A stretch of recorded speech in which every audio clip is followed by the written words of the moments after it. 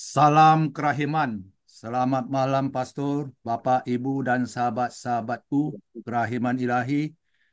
Saya berasal dari Paroki Santo Petrus Batam eh, dengan tetangga dengan Pastor Aurel di Sukajadi. Dengan senang hati kita bisa berjumpa kembali dalam acara pengajaran pada malam hari dengan tema kerahiman sebagai wujud keadilan Allah. Terima kasih Pastor Aurel, Bapak Ibu yang telah hadir pada malam hari ini. Sungguhnya sukacita kita bisa hadir menalami dan semakin belajar bersama melalui pengajaran oleh Pastor Aurel pada malam hari ini. Dan mohon semua nanti di mute suaranya ya. Bersedia teman-teman mengisi daftar hari di kolom chat nanti setelah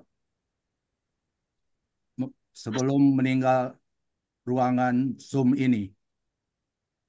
Dan setelah akhir pengajaran ada section tanya jawab langsung kepada pastor atau tulis dengan di chat message-nya.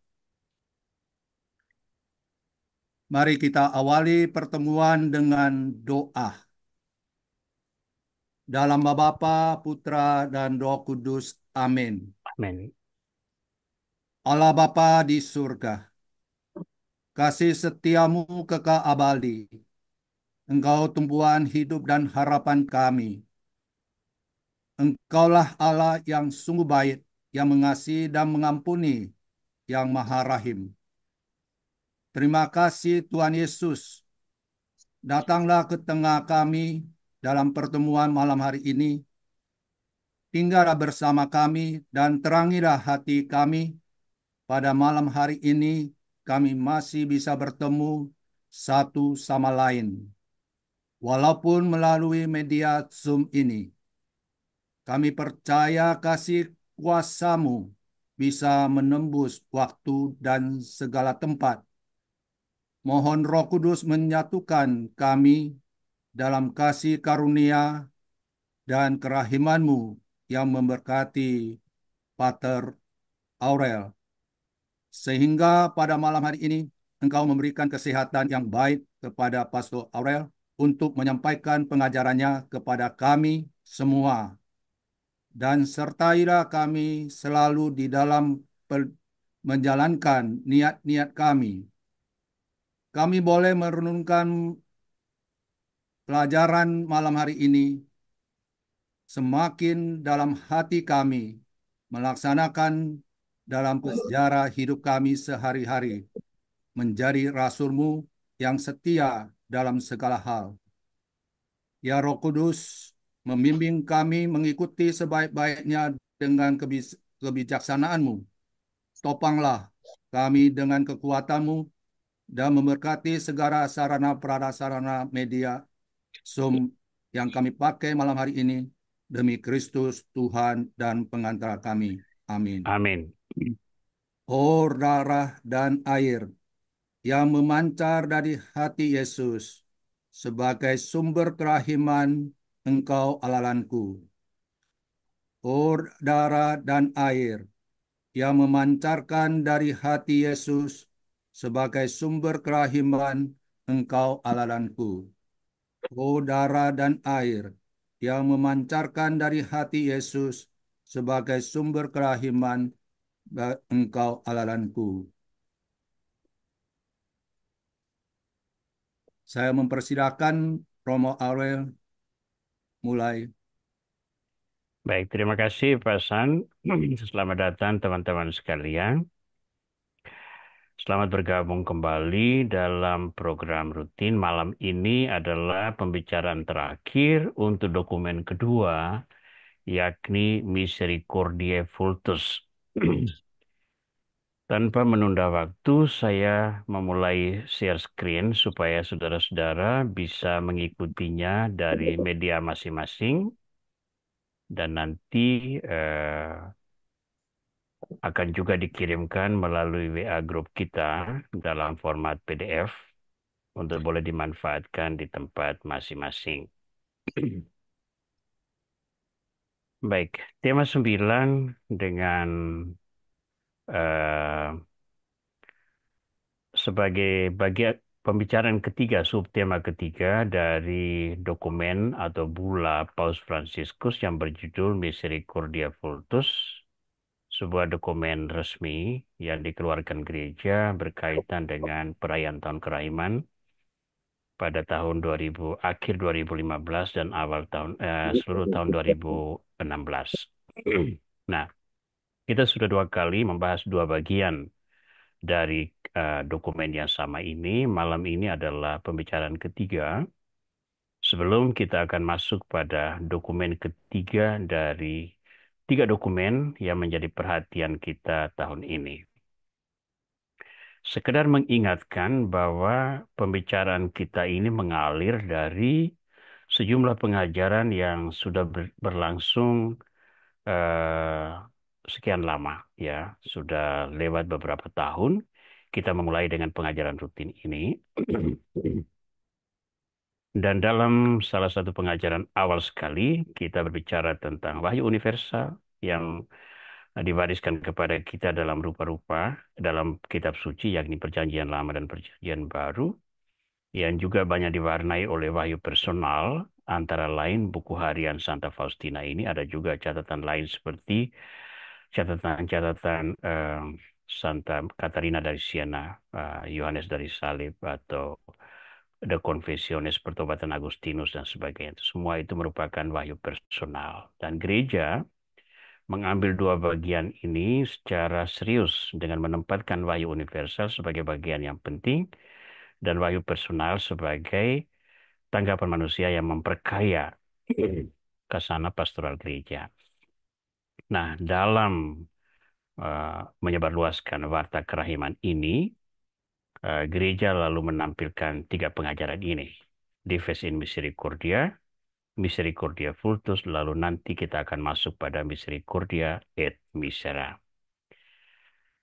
Nah, untuk malam ini, saya kembali mengangkat apa yang disampaikan oleh Paus Fransiskus dalam sebuah Urbi et Orbi pada 31 Maret tahun 2013.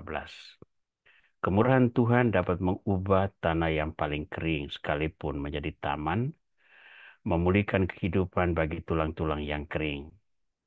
Dari Yesekiel 37, 1-14. Marilah dibaharui oleh belas kasih Tuhan dan dikasih oleh Yesus. Mari membiarkan kasih-Nya itu mengubah hidup kita. Mari menjadi agen belas kasih ini, menjadi saluran berkat Tuhan untuk mengairi bumi, memelihara semua ciptaan, dan membuat keadilan dan damai bertumbuh subur. Nah, kemurahan Tuhan dapat mengubah tanah yang paling kering sekalipun menjadi taman, memulihkan kehidupan bagi tulang-tulang yang kering, ya. Itu mengingatkan kita akan paradigma hidup, ya. Kita memiliki banyak kesulitan, dan kesulitan itu seringkali membuat kita sampai pada titik yang paling rendah. Lalu kita bahkan bisa menilai diri kita itu tidak lebih daripada sampah. Nah, kalau kita terbuang di tempat sampah, itu sepenuhnya pilihan kita. Kita bisa mengubah tempat sampah itu menjadi kebun bunga, atau duduk meratapi diri, lalu justru menjadi buruk karena kita di tengah sampah, bau dan menjijikan. Ya. Nah, kemurahan Tuhan itu mengubah tanah yang paling kering menjadi taman. Itu berarti bahwa selalu ada kesempatan yang diberikan oleh Tuhan kepada kita untuk berkembang menjadi manusia yang lebih baik. Nah, bagi kita, pewartaan kerahiman ini menjadi serius, sehingga pada awal kita berbicara tentang Misericordia Vultus, kita berbicara tentang kerahiman, misteri Tritunggal Maha Kudus, kerahiman Allah melawati umatnya, kerahiman hukum asasi dalam hati orang yang tulus, dan kerahiman jembatan penghubung Allah dan manusia. Dan itu diwartakan oleh para rasul kerahiman. Sehingga dari sana kita berbicara tentang menjadi rasul kerahiman. Kualifikasi apa yang kita harus munculkan untuk bisa menjadi rasul kerahiman yang kita sudah bahas dalam pengajaran bulan lalu. Nah, malam ini kita akan memfokuskan perhatian pada dua nomor dari Misericordia Vultus, yakni nomor 20 dan nomor 21. Nah, karena teks itu agak panjang, saya tidak tampilkan di sini. Tetapi saya hanya mengambil inti dari kedua nomor itu untuk mengaitkannya dengan bahasan kita malam ini. Jadi bahasan kita malam ini itu pertama-tama berakar pada dokumen yang diajarkan oleh Paus Fransiskus. Kemudian saya melebarkan sedikit untuk menyentuh kehidupan konkret yang berasaskan pada pengajaran Tuhan dalam kitab suci. Untuk nanti kita sampai kepada pesan Santa Faustina dari catatan tentang kerahiman ilahi yang ada di tangan kita, yakni buku harian Santa Faustina. Itu yang diharapkan menjadi aplikasi konkret dari kehidupan kita sebagai rasul kerahiman. Nah, kita mulai dengan membaca Misericordia Vultus nomor 21 alinea kedua pada bagian yang uh, akhir ya. Keadilan Allah adalah kerahimannya yang dianugerahkan kepada setiap orang sebagai rahmat yang mengalir dari wafat dan kebangkitan Yesus Kristus. Dengan demikian, salib Kristus adalah penghakiman Allah terhadap kita semua dan seluruh dunia, karena melaluinya ia menawarkan kepada kita kepastian kasih dan hidup baru. Nah, perhatikan bahwa salib Kristus adalah penghakiman Allah terhadap kita semua. Ya. Nah, ini kan sangat selaras dengan apa yang dikatakan dalam kitab suci itu. Ia yang tidak berdosa dijadikan pendosa oleh Allah agar semua orang berdosa itu diselamatkan. Ya. Jadi sebetulnya itu di dalam diri Kristus itu, di dalam salib Kristus itu penghakiman terhadap semua manusia terjadi. Ya. Dan kerahiman Allah bagi kita itu menjadi sangat jelas, sangat kompleks, sangat luas dan sangat dalam karena Kristus menjadi representasi manusia berdosa dalam penghakiman tersebut. Jadi dilihat bahwa betapa dalam dan betapa luasnya samudra kerahiman ilahi itu ya. Istilah kita dalam devosi kerahiman ilahi itu samudra kerahiman. Begitu luas dan begitu dalam, tak terselami. Tetapi begitu nyata dan begitu berpengaruh bagi kehidupan manusia. Nah, ini yang perlu kita syukuri kepada Tuhan. Nah, untuk mendalami ini, kita melihat dulu dua dimensi keadilan. Ya, kita mulai dengan melihat bicara dulu tentang keadilan. Dalam tulisan Misericordia Vultus itu, eh, Paus Fransiskus antara lain menulis demikian. Tidak pada tempatnya sekarang membicarakan hubungan antara keadilan dan kerahiman. Kedua hal itu bukan dua kenyataan yang saling bertentangan, tapi dua dimensi dari satu kenyataan yang terungkap secara bertahap sampai mencapai puncaknya pada kepenuhan kasih. Dan kita tahu kepenuhan kasih itu apa? Kepenuhan kasih Kristus adalah wafat dan kebangkitan. Ya. Nah, antara keadilan dan kerahiman itu dalam pengajaran kita disebut sebagai dua kenyataan, dua dimensi dari satu kenyataan itu ibarat dua sisi dari mata uang yang sama. Ya. Satu sisi bergambar ini, satu sisi lain bergambar itu, tetapi dua-duanya mempunyai nilai yang sama. Kerahiman Allah itu boleh dikatakan demikian.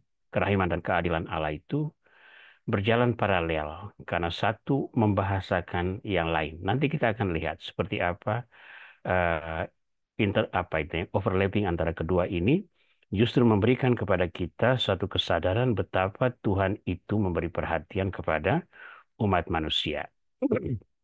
Dua dimensi keadilan ini disarikan pada dua poin besar, yakni dimensi sosiologis dan dimensi alkitabiah. Kita mulai dengan dimensi sosiologis. Keadilan dalam dimensi sosiologis itu berarti setiap orang memperoleh apa yang seharusnya. Ya, jadi kalau orang bekerja, dia berhak untuk mendapat upah. Ketika upahnya tidak diberi, itulah ketidakadilan. Kalau upahnya diberi, maka itulah keadilan. Ya, seorang yang membunuh orang lain, kalau dia ditangkap dan dihukum, itulah keadilan. Kalau dia tidak ditangkap dan tidak dihukum, itu ada ketidakadilan. Ya. Nah, ini paradigma yang berlaku di dalam kehidupan masyarakat umum. Dan kita semua menerima itu. Ya, ini bukan sesuatu yang buruk. Karena kalau tidak ada penerapan keadilan dalam hukum sekuler, hukum duniawi, dalam kehidupan sosial, maka setiap orang akan bertindak seturut suka dan tidak ada keharmonisan di dalam masyarakat. Padahal kita membutuhkan keharmonisan dan ketenangan sehingga kita bisa membangun kehidupan diri kita maupun menolong sesama untuk membangun hidupnya sebagai pribadi yang bermartabat. Ya, maka dimensi sosiologis ini adalah satu keniscayaan, sesuatu yang sangat penting di dalam hidup kita, baik sebagai warga masyarakat maupun sebagai orang beriman. Namun dalam penghayatan iman, kita perlu memperkaya itu. Maka Paus Fransiskus dalam pengajarannya ini memberikan kepada kita sisi yang lain yang disebut sebagai dimensi Alkitabiah. Ya, dimensi biblis. Keadilan itu berarti penyerahan diri dengan setia pada kehendak Allah. Karena dalam perkara iman, yang terjadi adalah Tuhan mewahyukan diri dan kita manusia dalam frame, dalam daya-daya manusiawi yang diberikan oleh Allah, itu menuruti kehendaknya. Kita menyerahkan diri di dalam kerahimannya, dalam perlindungannya. Ya, sebetulnya dalam perkara iman, itu manusia itu tidak mempunyai satu privilege atau satu hak untuk bertanya, menganalisis, lalu membuat keputusan, saya tidak mau ikut, saya mau ikut. Karena dalam perkara iman, setiap keputusan untuk tidak mengikuti kehendak Tuhan itu berarti pengingkaran terhadap kuasa ilahi yang berarti menyangkali kehendak Tuhan untuk membawa keselamatan. Dengan kata lain, seseorang tidak bisa berdalih bahwa Tuhan memberikan saya kebebasan, karena itu saya memutuskan untuk tidak mengikuti Tuhan. Tetapi lalu dia merasa berhak untuk mengambil bagian dalam keselamatan karena dia menggunakan kebebasannya yang merupakan anugerah Tuhan. Ini paradigma tidak berlaku di dalam kehidupan iman. Alkitab tidak mengajarkan demikian. Alkitab menyebutkan bahwa keadilan di sini itu adanya sesuatu yang selaras dengan apa yang dikehendaki oleh Tuhan. Maka manusia yang ingin menikmati keadilan Allah, yang dia lakukan itu bahwa menyerahkan diri kepada kehendak Tuhan, mengikuti apa yang diperintahkan Tuhan. Dan di sanalah dia mendapat keadilan Allah itu tersebut. Ya. Nah, fokus perhatian kita malam ini itu adalah dimensi Alkitabiah. Kita tidak berbicara tentang dimensi sosiologis. Itu ranah hukum, ranah pengadilan, ranah interaksi sosial, ranah kehidupan bersama dalam masyarakat ya. Nah, itu kita tidak sampai di sana. Kita hanya menyentuh aspek Alkitabiah. Nah, sekarang yang kita lakukan adalah melihat dimensi Alkitabiah tentang keadilan. Ada dua teks yang saya ambil untuk membahasakan keadilan Allah adalah kerahimannya. Ya.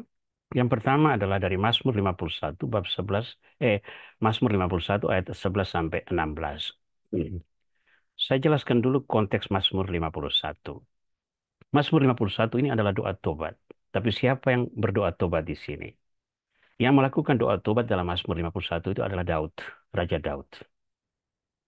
Kita tahu dalam kisah hidup Raja Daud itu, Daud antara lain merampas istri Uria yang bernama Batseba.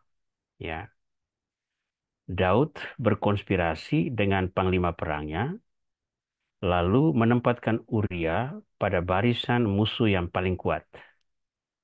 Lalu Uria terbunuh dalam perang itu. Sesudah Uria terbunuh, lalu Daud mengambil istrinya yang bernama Batseba itu menjadi istri Daud. Ya, perbuatan Daud ini kan sangat tercela. Lalu Tuhan mengutus Nabi Nathan untuk datang mengoreksi Daud. Kepada Daud, Nathan memberikan perumpamaan. Seorang kaya mengambil anak domba seorang perempuan miskin untuk disembelih dan diberikan kepada tamu-tamunya. Ya. Lalu Daud berkata bahwa orang ini harus dihukum mati dan dia harus membayar sekian kali lipat kepada perempuan miskin itu. Lalu Nathan katakan, ya orang kaya itu kamu, ya, bukan orang lain. Kamu yang membunuh, berkonspirasi untuk membunuh Uria, lalu merampas istrinya. Ah, sadar akan kesalahan ini, Daud lalu bertobat di hadapan Tuhan. Lahirlah Mazmur 51. Kita baca 6 ayat yang dipilih ini. Sembunyikanlah wajahmu terhadap dosaku, hapuskanlah segala kesalahanku. Jadikanlah hatiku tahir ya Allah, dan perbaharuilah batinku dengan roh yang teguh. Janganlah membuang aku di hadapanmu, dan janganlah mengambil rohmu yang kudus daripadaku. Bangkitkanlah kembali padaku kegirangan karena selamat yang daripadamu, dan lengkapilah aku dengan roh yang rela. Maka aku akan mengajarkan jalanmu kepada orang-orang yang melakukan pelanggaran, supaya orang-orang berdosa berbalik kepadamu. Lepaskanlah aku dari hutang darah ya Allah, Allah keselamatanku, maka lidahku akan bersorak-sorai memberitakan keadilanmu. Nah, kita lihat esensi dari teks yang ditampilkan, hakikat dari teks yang ditampilkan. Sesudah dikoreksi oleh Nathan, Daud tidak berdalih untuk membenarkan diri. Daud tidak membuat justifikasi atas perbuatan salah yang dilakukannya. Dia hanya bersujud kepada Tuhan dan memohon ampun, yang berarti mengungkapkan dan mengakui bahwa dirinya bersalah. Nah, ini yang penting. Dia mengakui diri bersalah dan memohon keadilan dari Tuhan. Keadilan itu berupa pengampunan dosa. Ya, keadilan itu berupa kesempatan kedua agar dia bisa membaharui diri. Keadilan itu berarti membangun kembali satu hidup yang lebih baik dengan berpijak pada pengalaman yang salah. Hukuman terhadap Daud itu ada, bukan tidak ada. Yang pertama, anak yang dikandung oleh Batseba itu kemudian mati. Ya, kemudian mati. Sesudah dilahirkan, dia mati. Tetapi sesudah itu, Batseba mengandung anak kedua, lalu lahirlah Salomo. Salomo ini yang kemudian menjadi raja, menggantikan Daud. Ya. Nah, di sini kita melihat ada hukuman, tapi ada juga hadiah dari Tuhan. Hukuman karena engkau bersalah. Tapi ada hadiah karena engkau bertobat. Ya, antara salah dan tobat, jembatannya adalah belas kasih Tuhan. Ya, Daud menyebutnya, maka lidahku akan bersorak-sorai memberitakan keadilanmu. Keadilannya di sini bukan keadilan dalam arti Daud membayar penalti, atau dihukum penjara, atau dipermalukan dan sebagainya, bukan itu. Keadilan di sini berarti Daud diampuni dan diberi kesempatan untuk menjadi manusia baru. Teks kedua adalah dari Matius 25 ayat 34 sampai 36. Ini berbicara tentang pengadilan terakhir. Keadilan yang diungkapkan oleh Yesus dalam pengadilan terakhir dari Injil Matius bab 25 itu membahasakan satu potret seperti apa situasi yang dihadapi oleh setiap orang ketika dia mengakhiri hidup, ketika alam semesta berakhir, ketika orang berdiri di pintu surga untuk ditentukan apakah dia boleh masuk dalam kemuliaan Tuhan atau tidak. Nah, kita melihat apa kata anak manusia. Raja itu akan berkata kepada mereka yang di sebelah kanannya, "Mari hai kamu yang diberkati oleh Bapakku, terimalah kerajaan yang telah disediakan bagimu sejak dunia dijadikan. Sebab ketika aku lapar, kamu memberi aku makan. Ketika aku haus, kamu memberi aku minum. Ketika aku seorang asing, kamu memberi aku tumpangan. Ketika aku telanjang, kamu memberi aku pakaian. Ketika aku sakit, kamu melawat aku. Ketika aku di dalam penjara, kamu mengunjungi aku." Ini standar seseorang masuk ke dalam kerajaan surga. Ya, apakah orang-orang yang melakukan ini semuanya benar dalam hidupnya, lurus, tidak pernah berdosa? Tidak. Orang-orang juga mengalami kedosaan. Tapi dimensi pelayanan menjadi sangat menonjol di sini karena Tuhan melihat apa yang dilakukan oleh manusia atau jiwa-jiwa dalam hidupnya. Ketika aku lapar, kamu memberi aku makan, dan seterusnya. Ini adalah wujud konkret dari perintah Tuhan yang paling hakiki, yakni cintailah Tuhan Allahmu dan cintailah sesamamu manusia seperti dirimu sendiri. Mencintai Tuhan dan mencintai sesama itu adalah dua sisi dari mata uang yang sama, dua dimensi dari perintah yang sama, satu bergantung pada yang lain. Ya, wujud konkretnya itu ini. Oke Tuhan, saya mencintai Engkau. Ya, sesamaku saya mencintai Engkau. Tapi wujud konkretnya apa? Wujud konkretnya adalah pelayanan. Nah, atas dasar ini, maka Tuhan mengingatkan kepada kita betapa pentingnya kita menempatkan diri secara tepat di dalam relasi dan komunikasi baik dengan Tuhan maupun dengan sesama. Kepada Tuhan kita beriman, tetapi kepada sesama kita berbuat. Maka Santo Yakobus mengatakan, iman tanpa perbuatan pada hakikatnya mati. Ya, kita diselamatkan karena perpaduan dua hal ini. Kau beriman, tapi imanmu itu kau wujudkan dalam perbuatan. Karena perbuatan itu yang menjadi standar penghakiman Tuhan. Nah, dalam perkara ini kita melihat bahwa Tuhan berbelas kasih kepada manusia pada level yang paling sederhana. Tuhan tidak bertanya berapa besar kamu memahami aku. Berapa banyak kamu berdialog dengan aku dalam pengalaman mistik? Tuhan tidak bertanya demikian. Yang dia ukur adalah apa yang kamu lakukan. Ya, sisi lainnya adalah orang-orang yang tidak melakukan ini, dia tidak layak untuk masuk kerajaan surga. Nah, ini standar yang paling minimal yang dituntut Tuhan. Dengan kata lain, kalau pada standar yang paling minimal ini pun seseorang tidak sanggup memenuhinya, dia sepenuhnya anak kegelapan. Dia sama sekali tidak menanggapi terang Tuhan. Dia sama sekali tidak memperlihatkan perhatian pada perintah Tuhan. Dia sama sekali tidak peduli akan keselamatan jiwanya. Dia anak iblis. Maka tempatnya memang bersama penguasanya, yakni kerajaan kegelapan. Nah, dua dimensi Alkitabiah ini sudah membahasakan seperti apa keadilan di mata Tuhan. Keadilan di mata Tuhan jelas tidak sama dengan keadilan sosiologis.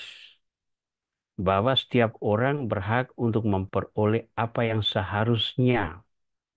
Ya, ingat perumpamaan tentang penggarap-penggarap kebun anggur itu ya. Orang pertama datang bekerja sehari penuh, upahnya 1 dinar sehari. Lalu orang datang beberapa jam kemudian 1 dinar sehari. Orang yang datang jam 5 sore dapat 1 dinar juga. Maka orang yang pertama datang mengatakan itu tidak adil. Padahal itu kesepakatan. Sementara yang datang kemudian, dia dapat 1 dinar. Karena itu dibutuhkan untuk kehidupan sehari. Nah, Allah berlaku adil di sini dengan prinsip bahwa dia menerbitkan matahari dan menurunkan hujan, baik bagi orang benar maupun orang yang tidak benar. Ya. Nah, inilah keadilan dalam bingkai kerahiman. Allah berlaku adil, tetapi adil dalam standarnya. Karena dia menghargai setiap kehidupan yang dia sendiri berikan. Nah, untuk bisa memahami keadilan Allah itu berwujud kerahiman, atau kerahiman itu adalah wujud keadilan Allah, maka kita coba melihat beberapa ilustrasi tentang keadilan Allah yang terjadi di dalam sejarah keselamatan. Untuk pengajaran kita malam ini, saya mengambil 5 contoh. Kita mulai dengan yang pertama, wujud-wujud kerahiman yang menggambarkan keadilan. Wujud pertama adalah hukuman. Bagaimana bisa keadilan dan kerahiman itu terwujud dalam hukuman? Mari kita lihat. Ilustrasinya saya ambil dari kitab Kejadian bab 3 ayat 23 sampai 24. Lalu Tuhan Allah mengusir dia di sini adalah Adam, dari Taman Eden, supaya ia mengusahakan tanah di mana ia diambil. Ia menghalau manusia itu, dan di sebelah timur Taman Eden ditempatkannya beberapa kerub dengan pedang yang bernyala-nyala dan menyambar-nyambar untuk menjaga jalan ke pohon kehidupan. Nah, ini kan kisah dari kitab Kejadian dosa manusia pertama. Adam dan Eva berdosa di Taman Eden karena mempercayai iblis. Lalu mereka sesudah makan buah pohon itu, mereka menyadari bahwa diri mereka telanjang. Nah, yang Tuhan lakukan adalah Tuhan membuka mata mereka untuk melihat dosa, lalu dia membuat untuk mereka pakaian dari kulit kayu, lalu mengusir mereka dari Taman Eden. Itu kan hukuman yang serius sekali. Di Taman Eden, itu manusia hidupnya leluasa, bebas dari kesulitan. Tapi karena sesudah berdosa, mereka harus keluar dari Taman Eden dan mengusahakan tanah. Ingat kata Tuhan, dengan berpeluh engkau harus bekerja untuk mendapat rezekimu. Berarti penuh perjuangan. Ya, sekarang pertanyaan kita, bagaimana hukuman semacam gini kita bisa sebut sebagai kerahiman? Kalau keadilan jelas, kalau engkau berdosa di hadapan Tuhan, maka engkau diusir dari Taman Eden. Itu jelas. Tapi bagaimana itu bisa dilihat sebagai kerahiman? Kerahimannya terletak di sini. Kita lihat dulu apa hukum Taman Eden. Ketika Tuhan menempatkan manusia dalam Taman Eden, dia berkata kepada manusia, segala sesuatu dalam taman ini boleh kamu makan. Ya, pohon-pohon itu boleh kamu makan. Kecuali pohon yang ada di tengah. Karena kalau kamu memakannya, maka kamu akan mati. Kalau kamu memakannya, maka kamu akan mati. Itu kata Tuhan. Nah, kalau seandainya manusia itu tetap ada di dalam Taman Eden, maka berlaku hukum Taman Eden. Maka mereka akan mati. Ya, Tuhan kan tidak bisa kontradiksi dengan dirinya kan. Maka yang Tuhan lakukan itu apa? Kamu keluar dari Taman Eden. Hukum Taman Eden itu berlaku di dalam Taman Eden. Kamu keluar dari Taman Eden. Tapi tidak ada lagi privilege Taman Eden. Yang ada adalah penderitaan dan perjuangan. Tetapi justru dengan hukuman itu, penderitaan dan perjuangan itu, manusia memiliki kesempatan untuk bertobat. Dan jangan lupa, di luar Taman Eden itu mereka juga dilindungi oleh Tuhan. Mereka tidak dibiarkan mengembara tanpa arah, tanpa perlindungan. Ya, ingat peristiwa Kain membunuh Habel. Sesudah Kain membunuh Habel, Kain terusir juga. Tetapi Tuhan tetap menjaga dia supaya dia tidak mati. Bahkan kemudian dia melahirkan bangsa-bangsa dari perkawinannya.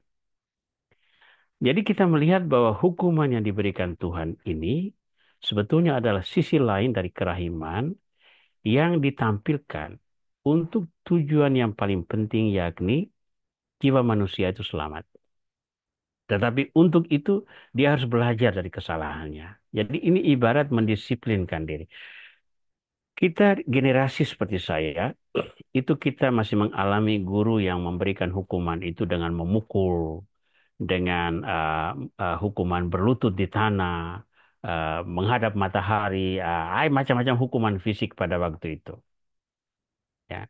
Sekarang kita kembali lagi menoleh ke belakang. Hukuman pada waktu itu menjengkelkan, tetapi kemudian pada sisi lain hukuman itu juga mendisiplinkan. Karena dengan itu kita dipaksa untuk melakukan sesuatu seturut standar yang dituntut oleh dunia pendidikan. Ya sekarang jangan coba-coba pukul anak di kelas, kamu bisa dilaporkan oleh kepolisian dan seterusnya. Tapi zaman berubah. Setiap situasi ada cocok sesuai dengan zamannya. Jadi dalam hukuman juga Tuhan memberikan apa yang disebut sebagai kerahimannya untuk sebuah tujuan yang lebih dalam.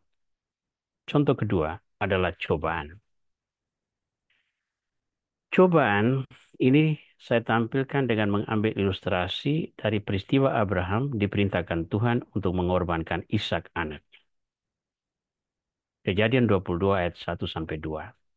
Setelah semuanya itu Allah mencobai Abraham. Ia berfirman, katanya, Abraham, lalu sahutnya, ya Tuhan, firman-Nya, ambillah anakmu yang tunggal itu, yang kau kasih, yakni Ishak. Pergilah ke tanah Moria dan persembahkanlah dia di sana sebagai korban bakaran pada satu gunung yang akan kukatakan kepadamu. Nah, coba bayangkan seperti apa kondisi psikologis Abraham. Kepada Abraham Tuhan berjanji bahwa dari keturunannya akan lahir bangsa besar. Sadar bahwa Sarai istrinya itu sudah tua, lalu Abraham kawin dengan Hagar, hamba Sarah. Lahirlah Ismail. Tuhan katakan, oke, keputusanmu itu bukan kehendak saya.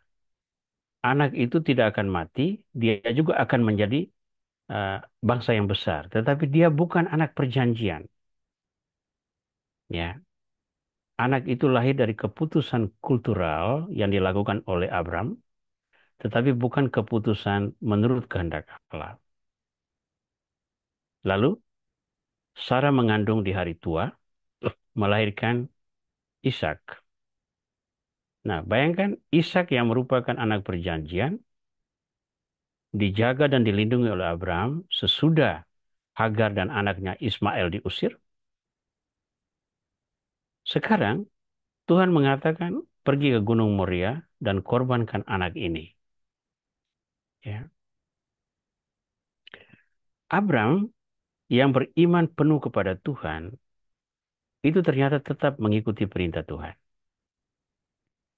Jadi cobaan ini ternyata membuktikan kualitas iman Abraham. Kita bisa mengatakan bahwa Abraham lolos tes. Abraham membuktikan loyalitasnya pada Tuhan. Jika Tuhan bisa membuat kehamilan pada Sarah pada usia tua dan mengandung dan melahirkan seorang anak, maka sekarang pun Tuhan pasti bisa juga melakukan sesuatu walaupun harga yang harus dibayar adalah pengorbanan Ishak.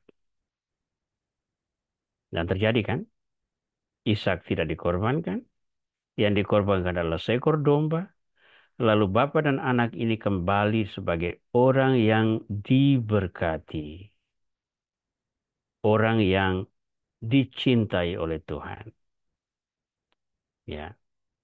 Jadi tes cobaan yang diberikan Tuhan kepada Abraham tidak lebih daripada sebuah proses penggemblengan bahwa dalam segala situasi, iman yang benar adalah iman yang taat pada kehendak Tuhan, apapun tuntutannya. Ya, ini sebuah kerahiman. Karena atas dasar iman itulah turunan Abraham terus berkembang menjadi bangsa-bangsa yang besar.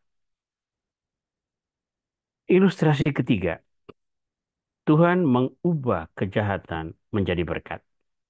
Diambil dari Kejadian bab 45 ayat 4 sampai 5. Lalu kata Yusuf kepada saudara-saudaranya, "Mari dekat-dekat."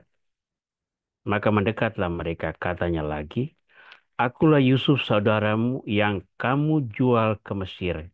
Ini kejahatan. Kamu jual ke Mesir itu kejahatan. Tapi sekarang janganlah bersusah hati dan janganlah menyesali diri. Karena kamu menjual aku ke sini sebab untuk memelihara kehidupanlah Allah menyuruh aku mendahului kamu. Nah, sekarang bisa lihat seperti apa sikap Yusuf. Yusuf itu dijual, ya. Itu tindakan kejahatan. Dan di Mesir dia mengalami kehidupan yang bermacam-macam. Dia hidup sebagai pelayan di rumah Potifar, kemudian difitnah sehingga akhirnya dipenjara, dan sesudah dipenjara barulah dia mengalami perubahan nasib karena dia berhasil membuka tabir misteri mimpi Firaun Mesir. Nah, sekarang kita melihat ketika Yusuf sudah berkuasa menjadi Perdana Menteri Mesir, kelaparan melanda, lalu saudara-saudara Yusuf datang untuk membeli gandum. Pada saat itulah Yusuf memberi kesaksian tentang berkat dalam proses yang sangat menyakitkan ini. Menyakitkan siapa?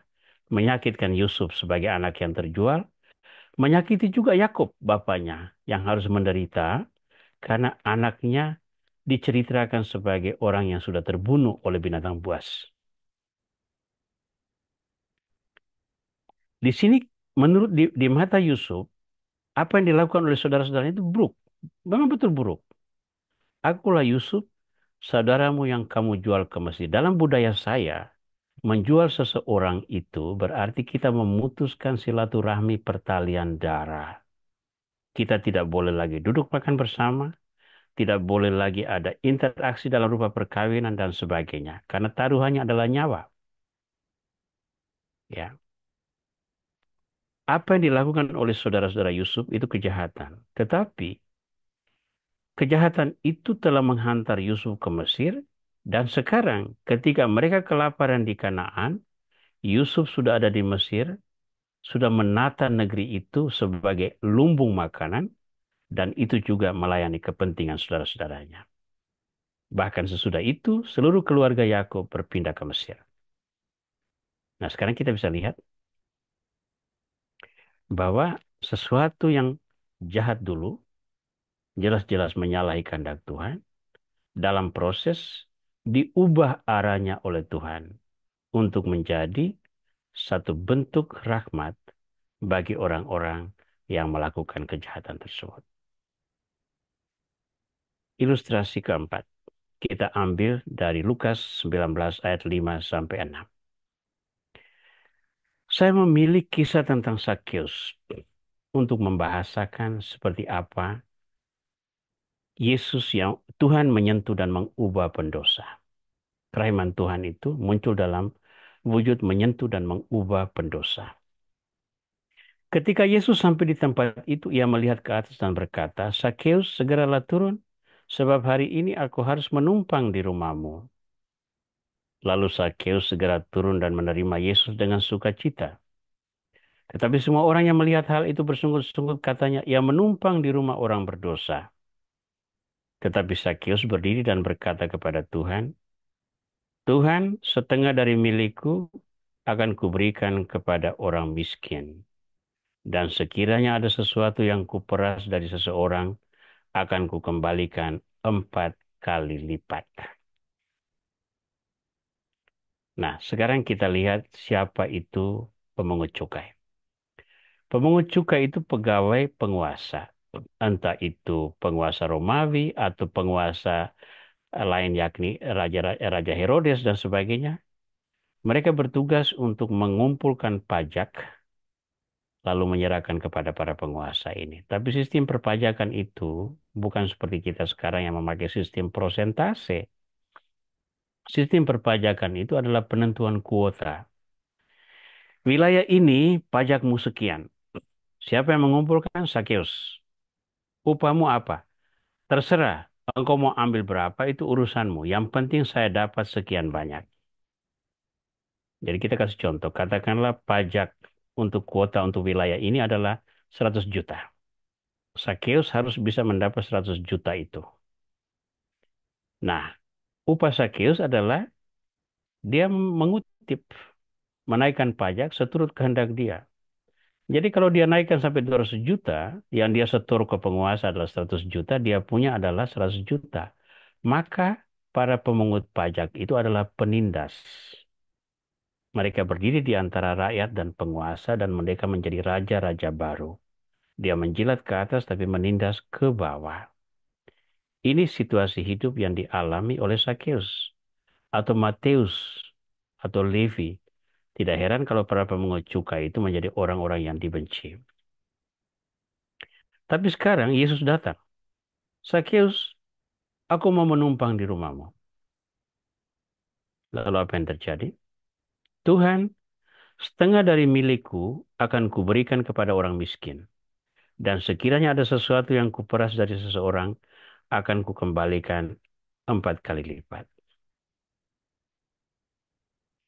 Pertama, ada pertobatan. Sakeus menyadari bahwa dia salah. Untuk itu, dia menjadikan harta miliknya sebagai jalan untuk melayani orang miskin. Tuhan, setengah dari milikku akan kuberikan kepada orang miskin. Tapi ada sisi kedua. Sekiranya ada sesuatu yang kuperas dari seseorang akan kukembalikan 4 kali lipat. Nah, di sini Sakeus melakukan keadilan. Ya, orang yang telah diperas, hartanya akan dikembalikan 4 kali lipat. Nah, di sini perpaduan antara dua hal. Belas kasih kepada orang miskin dan keadilan bagi orang yang telah diperas. Dua-duanya berjalan serentak. Kenapa? Karena Yesus masuk ke dalam lingkungan orang berdosa ini yang dijauhi. Ingat, orang-orang melihat hal itu dan bersungut-sungut. Katanya, ia menumpang di rumah orang berdosa. Di mata orang Yahudi yang bergaul dengan para pemungut cukai itu sama berdosanya seperti pemungut cukai itu sendiri. Karena itu mereka tidak akan duduk di sana. Tetapi Yesus lakukan adalah duduk di sana. Itu bagi di mata banyak orang satu masalah besar. Yesus itu terlalu karismatis, terlalu kudus, terlalu istimewa. Lalu sekarang dia duduk bersama para pemungut cukai. Bukan sebuah citra yang positif. Ya, tapi itu terjadi. Yesus ada, menyentuh hati Sakeus. Sakeus berubah menjadi pribadi yang baru. Dia menjadi orang yang berbelas kasih melayani yang miskin dan orang yang berlaku adil untuk memperbaiki kesalahannya di masa lalu. Nah,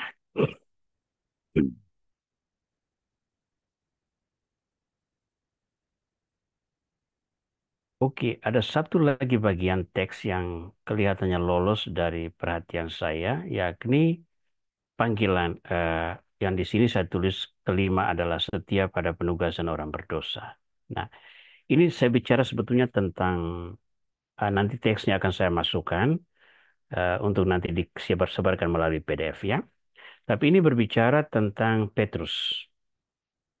Sesudah bangkit di pantai Danau Genesaret, Petrus berdialog dengan Yesus. Dan pada dialog ketiga, Yesus bertanya, Simon anak Yohanes, adakah engkau mengasihi aku? Maka sedihlah hati Petrus. Tuhan, engkau tahu aku mengasihi engkau. Gembalakanlah domba-dombaku. tugas menjadi gembala ini kan sebetulnya sudah dimulai ketika Petrus membuat pengakuan iman. Di Kaisarea Filipi, Yesus bertanya, "Menurut kamu siapakah aku ini?" Jawab Petrus, "Engkaulah Mesias, Anak Allah yang hidup." Lalu Yesus berkata, "Berbahagialah engkau Simon."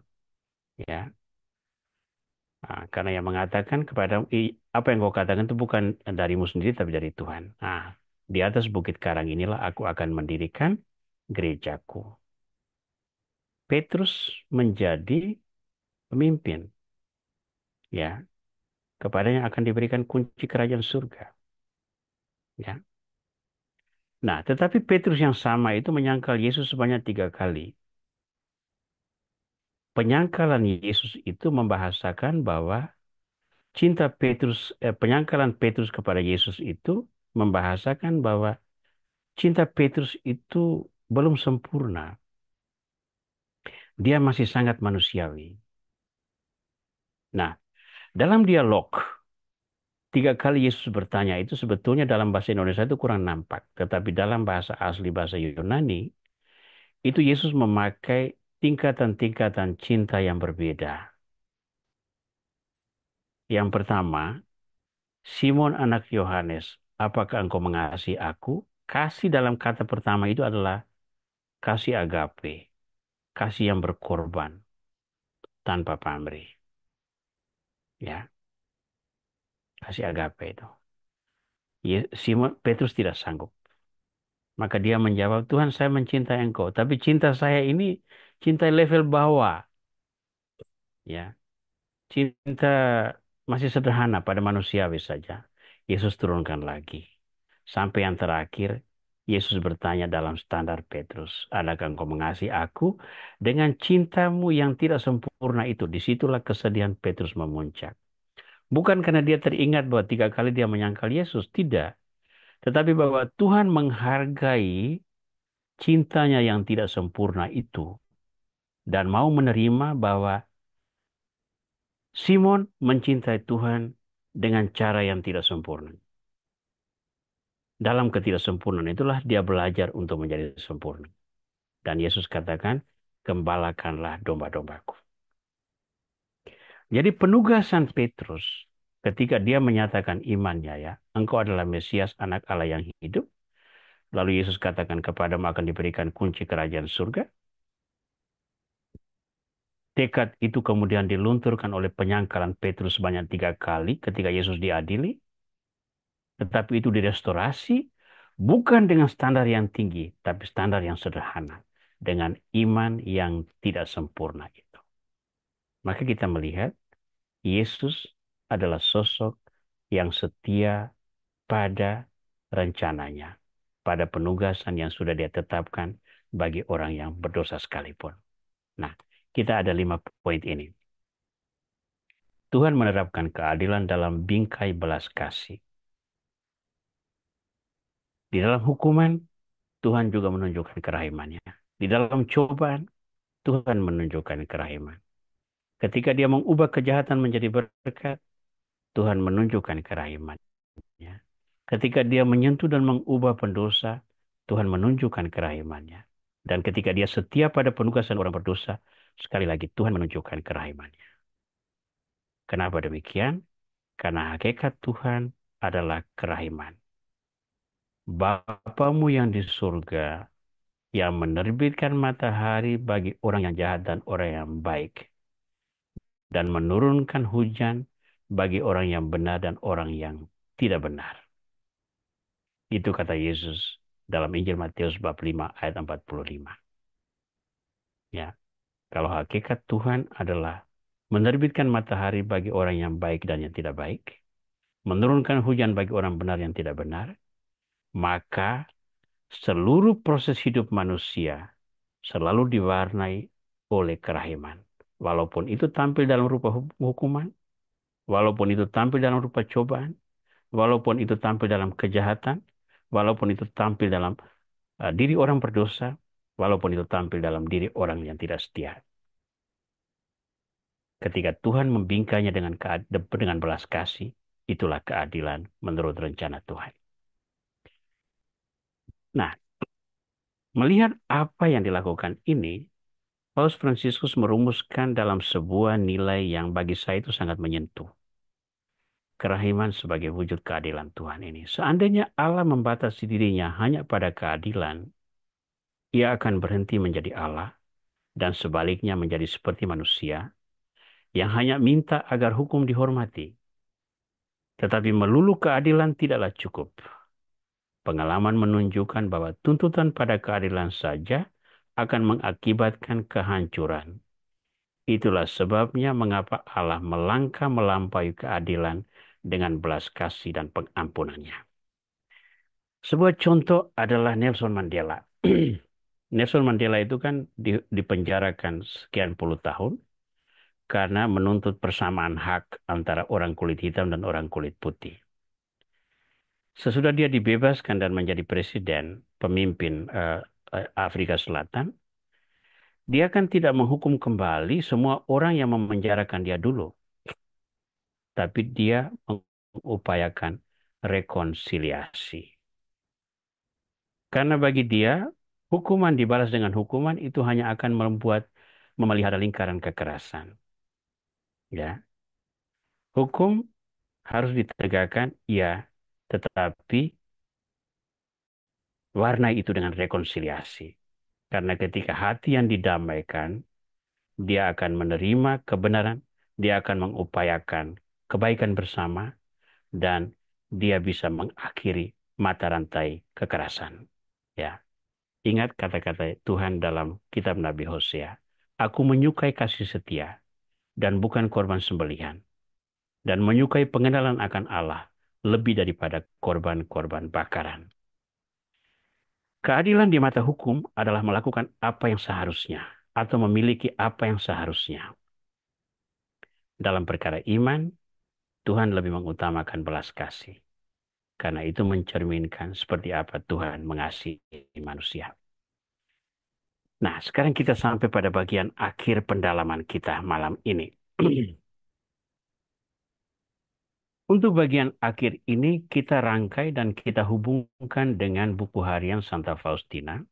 Dan untuk malam ini saya hanya mengambil satu nomor, yakni nomor 1332. Kita baca. Begitu aku bermeditasi mengenai dosa para malaikat dan hukuman mereka, aku bertanya kepada Yesus, mengapa para malaikat langsung dihukum begitu mereka melakukan dosa? Aku mendengar satu suara, sebab pengetahuan mereka mengenai Allah sangat jelas.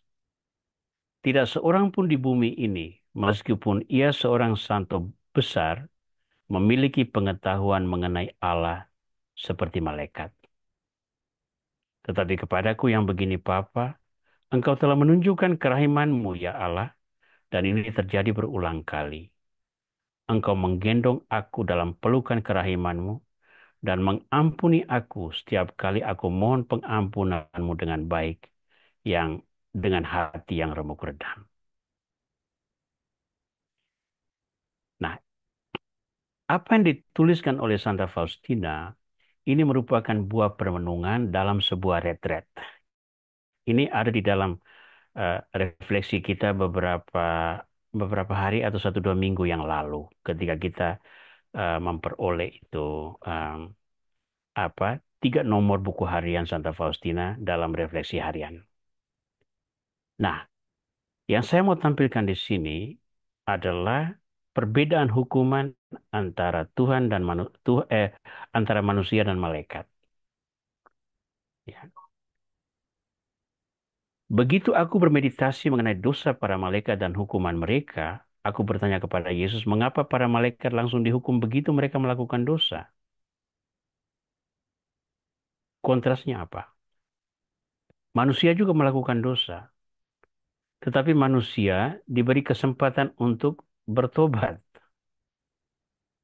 Malaikat langsung dihukum. Hukuman itu berlangsung sampai nanti ada pengadilan terakhir. Contohnya di mana? Kita lihat di 2 Petrus bab 2 ayat 4.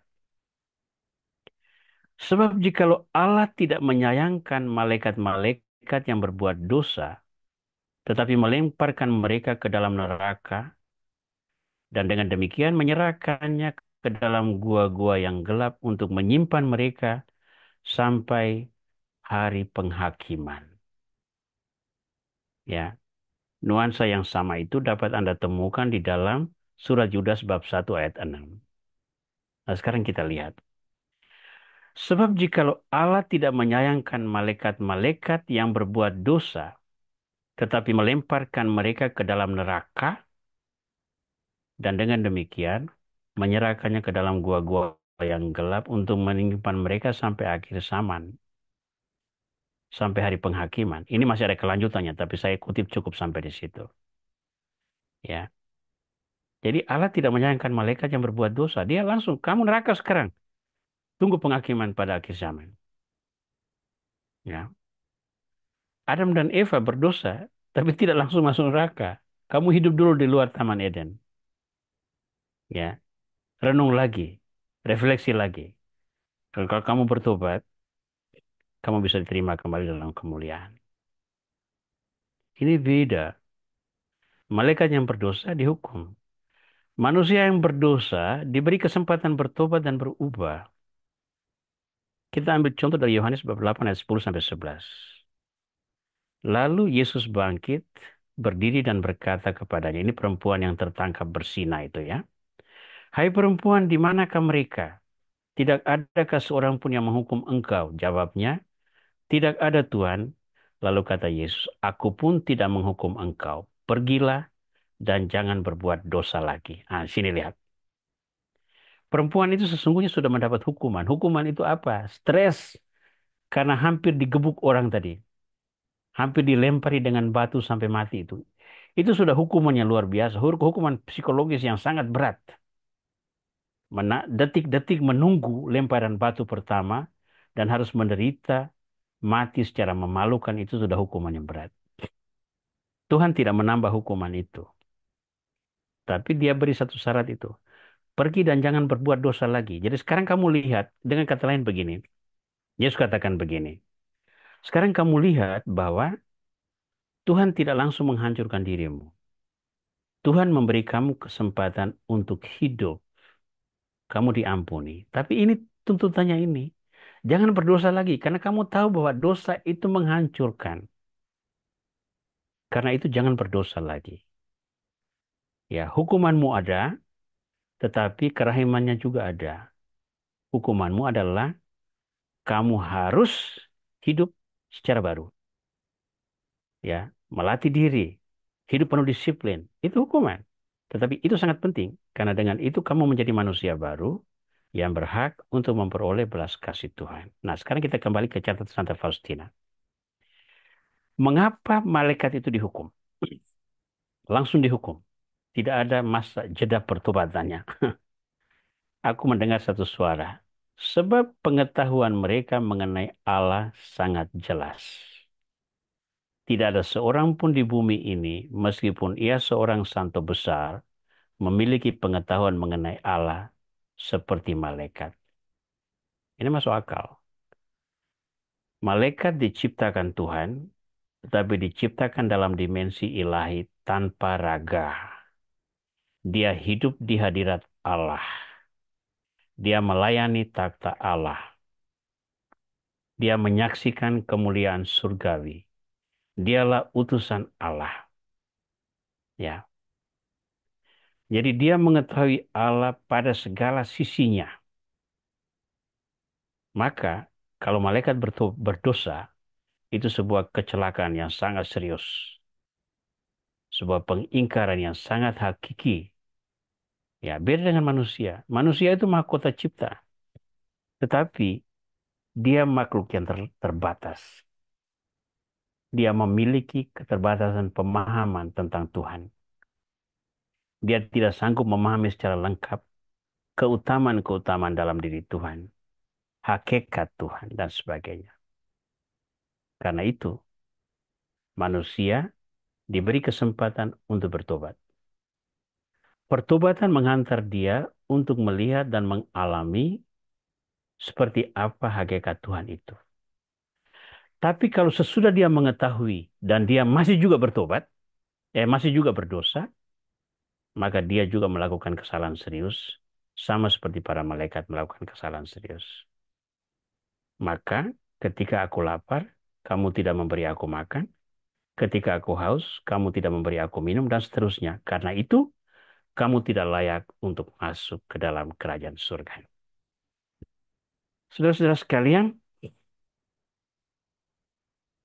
saya ingin mengakhiri pengajaran malam ini dengan sekali lagi mengutip dari Misericordia Vultus.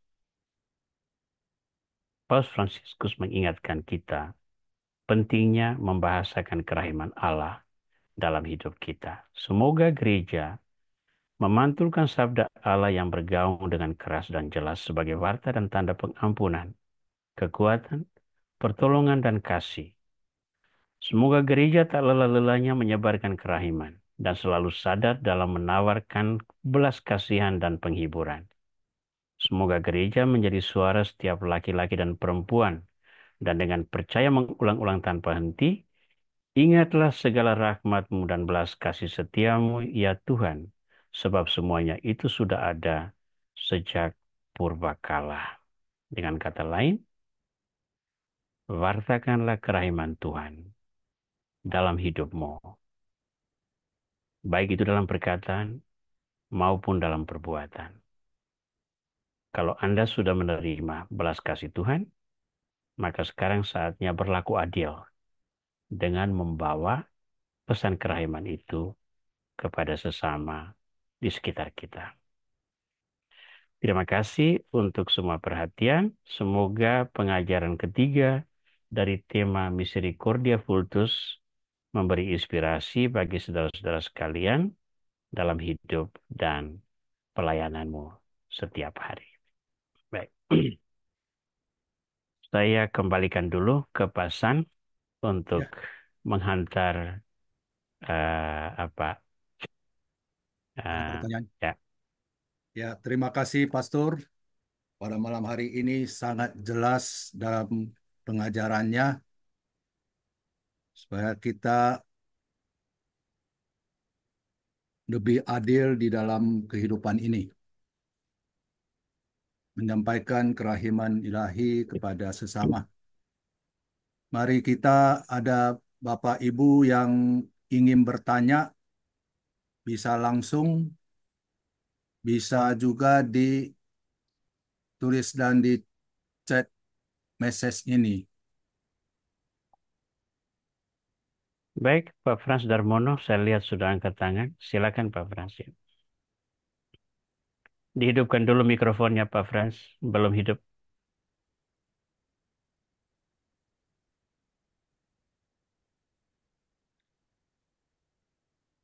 Ya, Pak Plans, Ya, silakan. terima kasih. Sudah hidup. Ya, silakan. Romo mengenai bingkai kasih, tadi ada 5, Romo ya. Iya. Iya, ada itu Bingkai yang ilustrasinya. kedua, Ilustrasi ya Pak ya. Oke, oke. ya. Hukum, cobaan, Bing- pengubahan, kejahatan.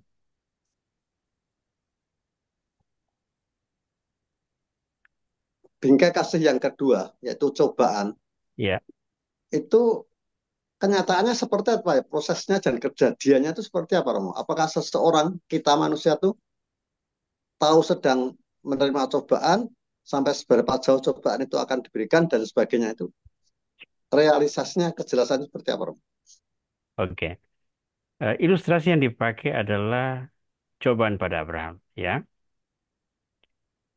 Abraham jelas memperoleh pewahyuan dari Tuhan dengan cara yang berbeda. Ya, maka mungkin dia memiliki daya iman atau kemampuan dalam memahami cobaan Tuhan itu jauh lebih besar. Tapi jangan lupa, yang bisa menguatkan Abraham itu bukan pengetahuan bahwa Tuhan tidak sampai mengorbankan Ishak. Tidak sampai, bukan di situ kekuatannya. Kekuatannya adalah bahwa dia memiliki iman kepada Tuhan itu tanpa syarat.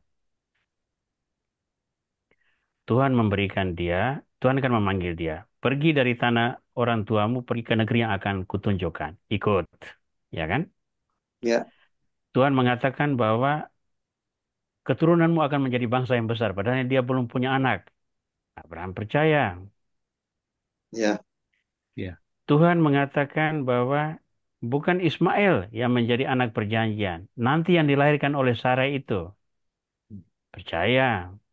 ya, Tuhan menyuruh dia, ayo sekarang suruh apa itu Ismail dengan ibunya pergi, ya. Abraham ikut juga. Karena ini keyakinan Abraham adalah Tuhan selalu memiliki satu rencana yang selaras dengan kehendak Dia, yang Abraham yakin bahwa itu selalu menjadi berkat bagi dia, entah model dan caranya seperti apa. Keyakinan ini yang membuat Abraham bisa masuk ke dalam eh, tuntutan Tuhan tadi, cobaan tadi itu. Jadi itu kekuatan imannya di situ. Sekarang kita bahas tentang cobaan. Kitab suci jelas-jelas mengatakan bahwa Tuhan mau mencobai Abraham. Ya, maka dia mengatakan bawa anakmu ini pergi ke Gunung Muria dan di sana korbankan dia. Korbankan dia karena untuk menjadi korban bakaran bagiku. Abraham ikut saja, pergi. Ya.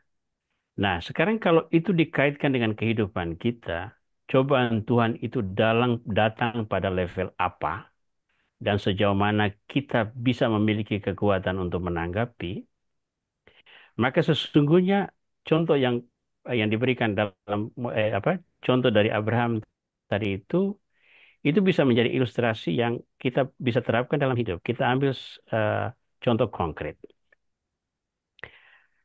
Berbicara tentang cobaan, ya, itu sesungguhnya setiap jalan hidup kita, semua tantangan dan kesulitan itu dapat kita lihat sebagai cobaan. Tuhan memberikan kepada kita rahmat. Itu kita semua sadari, ya. Kita semua hidup. Kita berkembang dengan talenta-talenta kita dan sebagainya. Ya. Itu semua adalah karunia dari Tuhan menurut bahasa iman kita. Tapi jalan untuk mencapai semua itu kan kita harus berhadapan dengan rupa-rupa tantangan. Tantangan itu akan mendewasakan kita kalau kita mengolahnya dengan baik. Lalu tantangan menjadi pemicu sehingga kita berkembang menjadi lebih baik. Tapi tantangan juga menjadi menghancurkan kita ketika kita tidak sanggup untuk mengolahnya, akhirnya kita bukan mencari jalan dengan cara yang benar, tetapi mencari shortcut. Maka lahirlah kejahatan. Ya, kebetulan 2 hari lalu itu kami membahas dalam KKS itu antara lain tentang iri hati. Ya, membuat saudara-saudara Yusuf itu menjual Yusuf ke Mesir, misalnya. Ya, iri hati itu membuat orang itu bisa melakukan kejahatan dalam banyak hal. Cobaan itu bukan berarti bahwa Tuhan mendesain sesuatu lalu memerangkap kita sehingga kita tidak punya pilihan lain selain mengikuti kemauan Tuhan. Ya, itu ilustrasi berlaku untuk Abraham. Tapi bagi kita cobaan itu lebih berarti bahwa untuk mencapai satu nilai yang kamu inginkan, yang selaras dengan kehendak Tuhan, sesuai dengan bakat-bakat, talenta, dan kemampuan yang dikaruniakan Tuhan kepadamu, proses-proses ini kamu harus lewati. Kalau seandainya kamu bisa menjalaninya dengan baik, mengolahnya dengan benar, maka itu akan menjadi berkat bagi dirimu.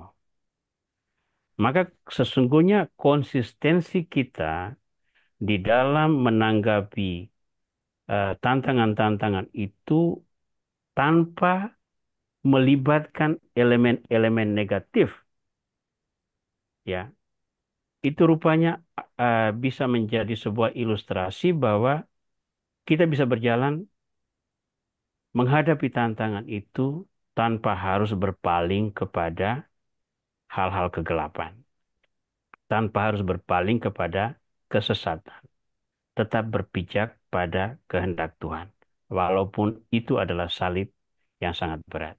Ya, nah saya menduga bahwa dalam banyak kesempatan, ketika kita berhadapan dengan tantangan itu, kelemahan manusiawi kita membuat kita berputus asa. Dalam keputusasaan itu, pertama, kita menyalahkan Tuhan. Menyalahkan Tuhan itu sendiri sudah merupakan sebuah pengingkaran akan belas kasih Tuhan.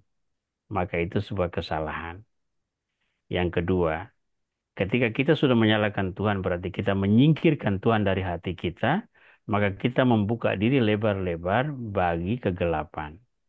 Dan ketika kegelapan menguasai hati kita, maka kita justru akan menjadi budak kegelapan. Maka di situ kita memberikan tempat bagi kegelapan untuk leluasa mengobrak-abrik kita. Bahkan memanfaatkan kita untuk menghancurkan jiwa-jiwa yang lain juga. Maka cobaan jangan didefinisikan sebagai perangkap yang disiapkan Tuhan bagi kita. Lalu kita tidak punya pilihan lain selain mengikuti apa yang dikehendaki Tuhan. Walaupun kita mempunyai rencana yang berbeda. Cobaan saya lihat lebih sebagai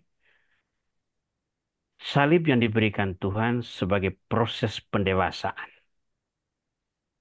Dengan pendewasaan, kita memiliki daya iman yang lebih kuat, sehingga di masa depan kita bisa memikul salib yang lebih berat. Karena memikul salib itu sebuah presiden kekudusan. Orang yang menolak salib, itu berarti menolak rahmat pengudusan. Ya, murid yang baik itu adalah yang memikul salibnya dan mengikuti Yesus. Karena apa? Keselamatan kita itu melalui salib dan kebangkitan. Kita tidak bisa menghindar dari salib. Ya, kurang lebih begitu ya Pak Frans Darmono ya. Iya. Kita kita melihatnya dalam kacamata ini ya. Ada Ya, sedikit Romo. itu beda dengan misalnya begini. Eh, kita bekerja, lalu katakanlah bos kita itu seorang yang eksentrik. Dia sengaja menciptakan kesalahan untuk ngetes kita punya ini apa? Kita punya ketelitian. Kita punya ketelitian, ya. Ada yang bos-bos yang bisa, mungkin ada di antara kalian juga yang bos pernah melakukannya itu untuk mengetes karyawan atau pembantu rumah tanggamu. Kamu pura-pura taruh uang di atas meja dan sebagainya untuk mengetes kejujuran dan sebagainya. Ya, ya, Tuhan tidak membuat dalam paradigma itu. Tuhan memberi kita bakat, Dia menunjukkan kita kepada jalan untuk berkembang, tapi jalan itu adalah jalan salib. Jalan salib itu mengatasi godaan. Godaan tidak datang dari Tuhan. Godaan datang dari kegelapan. Ya, silakan Pak Frans. Ya, ya, ini kenyataan ya, saya alami. Ya, Saya menyadari semua bahwa ini suatu cobaan, tantangan. Tapi manusia saya muncul, sampai kapan Tuhan nih saya dicoba, saya seperti ini. Ah, sampai batas limit yang seperti apa yang harus saya tanggung, begitu Romo. ya. Itu yang muncul. Karena Saya, menurut saya sudah sampai limit. saya selalu mempunyai keyakinan karena gini, setiap orang itu selalu mempunyai pengalaman titik terendah dalam hidupnya dan titik tertinggi dalam hidupnya. Ya, kalau orang yang mau merefleksikan hidup, dia pasti bisa menemukan itu. Kapan titik terendah dalam hidup dan kapan titik tertinggi. Selebihnya itu kebanyakan kita berada di area abu-abu ini, di antara dua titik ini. Jadi sebetulnya prinsipnya, kalau kita sudah bisa melewati titik terendah dan tidak lupa daratan ketika kita mencapai titik tertinggi, maka sesungguhnya kita mempunyai daya batin yang memadai. Hanya sekarang bagaimana mengeksplorasi daya batin itu supaya menjawabi tantangan yang saya hadapi hari ini. Karena tantangan datang itu kan kadang-kadang itu seperti petir itu kan. begitu cepat menyambar kalang kabut kita, ya. Bisa juga kita hancur karena itu, ya. Ya. Tapi ada masanya keputusasaan itu begitu menguasai oleh berbagai masalah, maka betapa pentingnya menarik diri sejenak dari situasi itu, ya. Kalau dalam bahasa spiritualnya itu retreat, Ya. tarik diri dulu, lihat kembali semua dulu dengan kepala dingin untuk melihat. Lalu sekarang saya akan masuk dengan cara apa? Saya akan hadapi dengan cara apa? Ya, nah itu yang saya pikirkan ya, Pak Frans. Ya. Nah, Terima kasih Romo. Ya. sama-sama. Pastor, di chat itu ada pertanyaan.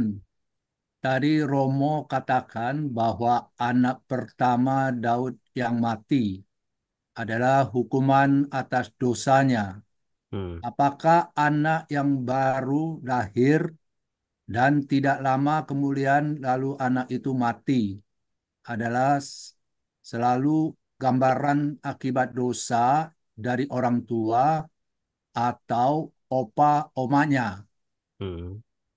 Jika tidak demikian, menurut Romo, kira-kira apa masuk Tuhan dalam hal kerahiman dan keadilan bagi keluarga yang kehilangan bayi yang baru lahir? Oke, baik. Saya mulai dengan dari belakang ini. Iya, Keluarga yang meninggal, kehilangan anak dan sebagainya, apa itu merupakan dosa orang tuanya? iya. Saya harus katakan bahwa saya tidak tahu itu. Ya, tidak bisa mengukur itu juga. Ya, hanya kita ingat apa yang dikatakan Yesus pada waktu orang-orang bertanya tentang anak yang apa, yang buta atau apa itu, lalu eh, murid-murid kan bertanya, ini dosa orang tuanya atau dosa dia sendiri atau dosa apa? Yesus katakan, itu bukan dosa siapa-siapa, tetapi bahwa dengan ini kebesaran Tuhan itu diwartakan.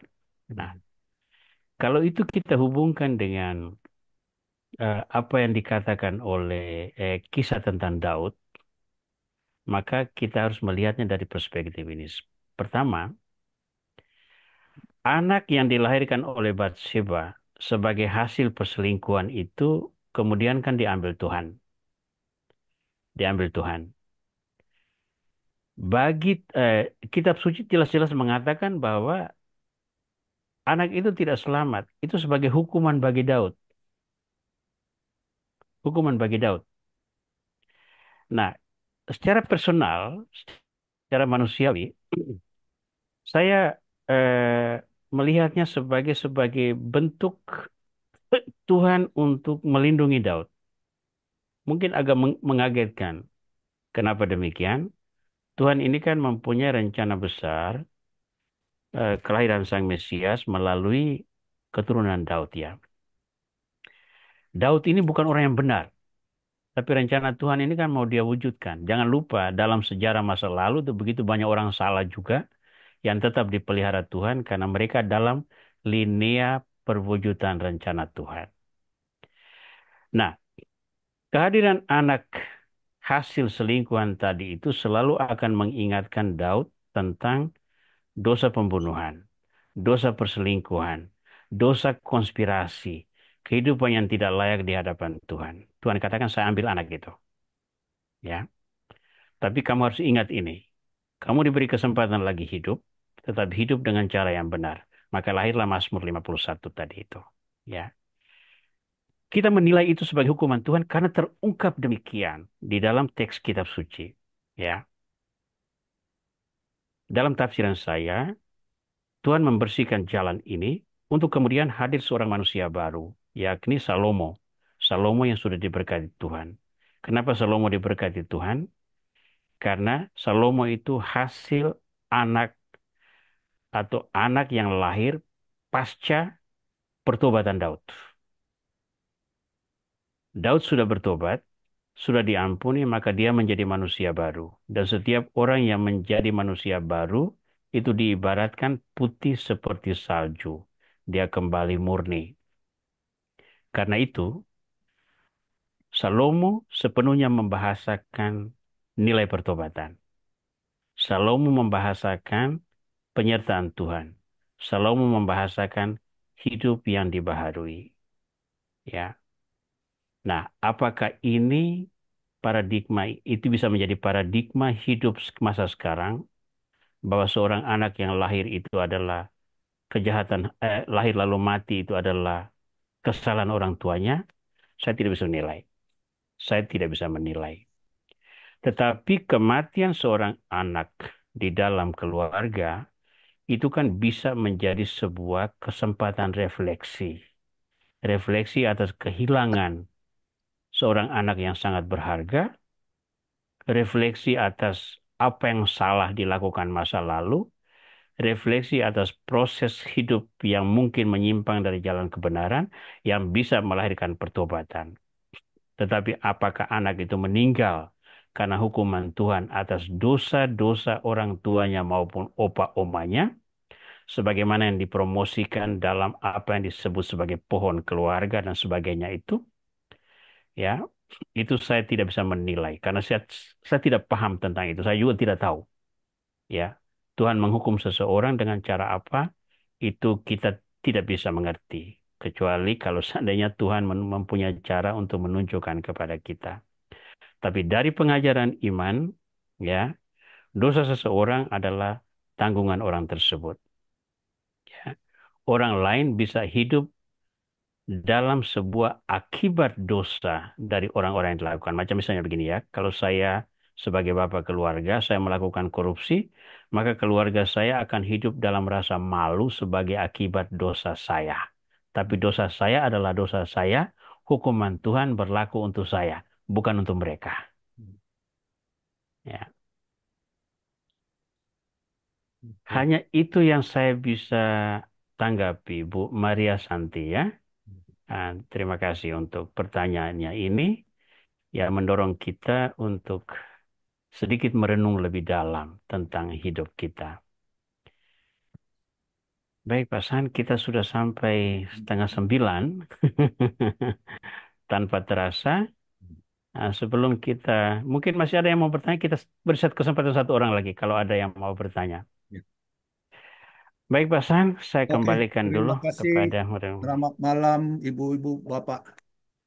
Dan pada kita doa penutup dulu, baru nanti foto bersama. Nanti akhirnya berkat dari pastor ya. berkat dulu baru foto Ya. ya, Pak San ya. Nah. Dalam nama Bapa, Putra, dan Roh Kudus. Amin. Allah yang Maha Rahim dan Maha Bijaksana, kami bersyukur atas selesainya pertemuan malam hari ini. Engkau sendiri berkenan menampingi kami dan menuntun pembicaraan kami pada malam ini dan dari hari ke hari. Kami bersyukur atas hasil pertemuan malam ini yang kami yakini diilhami oleh Roh Kudus sendiri. Sudilah Engkau memberkati kami semua dalam mengamalkan hasil pertemuan ini. Demikian pula berkatilah kami semua yang terlibat dalam pelaksanaan hasil pertemuan malam ini. Semoga hasil pertemuan ini sungguh membawa kesegaran dan pembaharuan bagi seluruh perjalanan hidup kami sehari-hari. Dan semakin mantap menjadi umat-Mu yang setia. Demi Kristus pengantara kami. Amin. Mohon Amin. Pastor. Tuhan bersamamu. Selamat. Semoga saudara-saudara sekalian diberkati oleh Tuhan Yang Maha Kuasa, Bapa dan Putra dan Roh Kudus. Amin. Terima kasih Terima semua. kasih banyak teman-teman sekalian.